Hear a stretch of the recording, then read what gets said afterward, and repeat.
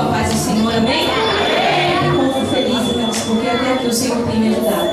Segundo ano que eu estou à frente dessas irmãs valorosas, valentes, porque o Senhor me resgatou daquela aldeia.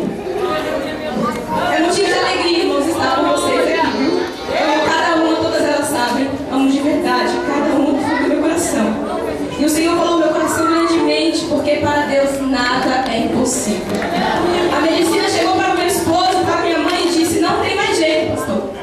A bactéria vai tomar conta do corpo, ela vai morrer. E o Senhor, no terceiro dia que eu estava na UTI, encaminhou o irmão Jonas ali juntamente com a minha tia Elizabeth, muitos irmãos que ali foram me visitar. E usou o irmão Jonas e disse que eu sairia dali em 12 dias. E que me daria 12 panfletos para que eu pudesse entregar a 12 enfermos. E eu falei: Senhor, obrigado. Eles saíram, eu não falava, eu só adorava a Deus ali em espírito. E naquele dia, irmãos, eu passei muito mal. E o diabo tentou de todas as formas, pastor, tirar minha vida. Eu tive uma pressão de 22/8. Passei muito mal, para 2 paradas cardíacas, 2 paradas respiratórias no mesmo dia. Mas eu estou aqui sem nenhuma sequela.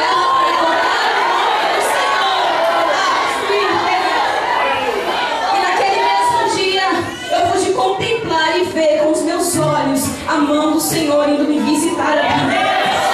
E eu aqui, eu que tentava dizer com o Senhor em pensamento: Deus, eu quero chegar até o Senhor.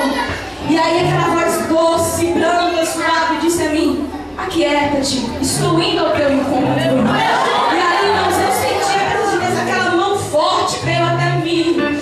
Aleluia. Naquela noite estava tudo escuro na UTI, mas eu pude ver aquela luz vindo até mim. Dias de UTI. No 5º dia a bactéria já